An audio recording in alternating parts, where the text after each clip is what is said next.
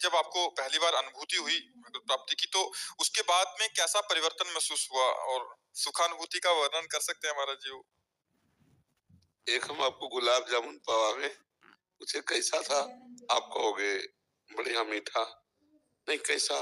बढ़िया मीठा। इसके आगे बोल पाओगे? इसके आगे उत्तर होगा आप खा के देख लीजिए, नहीं आएगा। जब एक प्राकृतिक वस्तु के स्वाद की बात ये वाणी नहीं बता सकती, वो कहेगी अनुभव करो, तो ये तो भगवदानंद है। अनुभव गम्य भजे जय संता। भला भगवान जो अनिर्वचनीय है, उनके आनंद का कैसे वर्णन किया जा सकता है? वो तो यत् किंचित शास्त्रों में वर्णन है। जैसे एक पदार्थ के आनंद का, सुख का वर्णन करने की सामर्थ्य वाणी नहीं रखती। कितना मीठा है? बहुत मीठा है, इसके आगे खा के देख लो। ऐसे भगवदानंद परमानंद में है। कैसा परमानंद है? भजन करो, भगवान की प्राप्ति करो, तब अनुभव में आएगा। समझ पा रहे हो? अब ये कोई रसगुल्ला तो है नहीं कि उसको खवा दिया जाए कि देखो इतना मीठा है। राधा नाम जप करो, संयम से रहो, पवित्र भोजन पाओ और लंबे काल तक पाप न बनने पावे, तब आनंद मिलने लगेगा भगवान का। और जैसे जैसे आनंद मिलेगा वैसे वैसे आगे बढ़ते जाओगे। जहां भगवदाकार वृत्ति हुई, भगवान का दर्शन हुआ, जीव निहाल हो गया, जन्म मरण के चक्र से मुक्त हो गया, कर्म बंधनों से मुक्त हो गया। तो जाने मोरी छाती, मीरा जी कहती, मुझे गिरधर कितना सुख देते, ये वाणी नहीं जानती। जाने मोरी छाती, मीरा जी कहती, मेरा हृदय जानता है। तो बच्चा, ये हृदय का विषय, इसको वाणी से कैसे कहें? ऐसे कह सकते हैं बहुत आनंद है। कितना आनंद है? तो बहुत आनंद है। नहीं, कितना आनंद है? तो भजन करके देखो, तब पता चलेगा। ये अनुभव गम्य है। महाराज जी, क्या भगवान प्रत्यक्ष में दर्शन देते हैं? जैसी भक्ति की भावना होती है। अगर भक्ति की भावना हो कि हमें ध्यान में दर्शन दे, तो भगवान ध्यान में देते हैं। अगर प्रगट में, तो प्रगट में, हमारी काशी में प्रगट में भावना थी, मुझे भगवान शंकर ऐसे दर्शन दे जैसे व्यक्ति के दर्शन किए जाते हैं।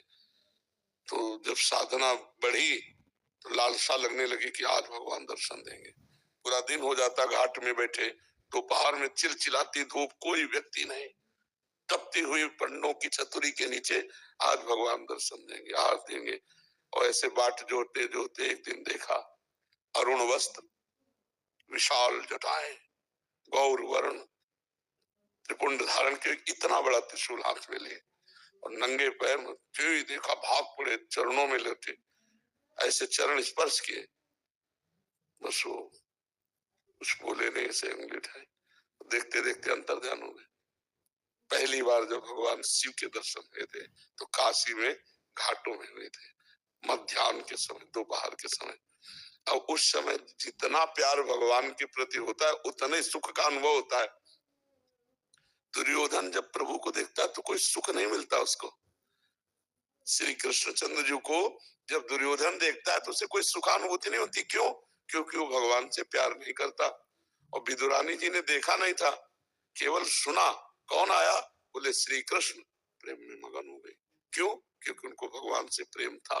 इतनी प्रेम में बावरी कि भगवान को छिलका खवा रहे केले का और कूदा फेंकती जा रहे, और भगवान बड़े स्वाद से प्रेम में पाते चले जाते हैं। तो जितना उपासक को भजन के बल से प्रेम होता है, उतना ही भगवदानंद की अनुभूति होती है भगवत साक्षात्कार में। और फिर तो सर्वत्र भगवान का अनुभव होने लगता है। तो पहले भजन करो और जैसा चाहोगे, जाकी रही भावना जैसी, प्रभु मूर्ति देखी तिन तैसी।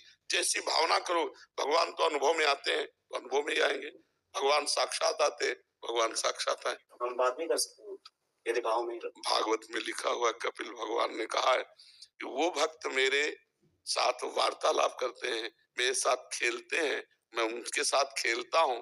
तो भगवान से इस कोटि की, जब अन्य कोई हमारा ना हो, शरीर से भी राग ना हो, एकमात्र रात दिन भगवान, तो भगवान खेलेंगे भी साथ, भगवान बात भी करेंगे। नाथ जी की लीलाओं में महाराज जी। हाँ, श्रीनाथ जी की लीलाओं में। गोविंद स्वामी के तो बहुत विचित्र विचित्र चरित्र है, उनके साथ ठाकुर जी खेलते थे। हम जैसी भावना करेंगे बच्चा, वैसे ठाकुर जी से बातचीत करना, तो ठाकुर जी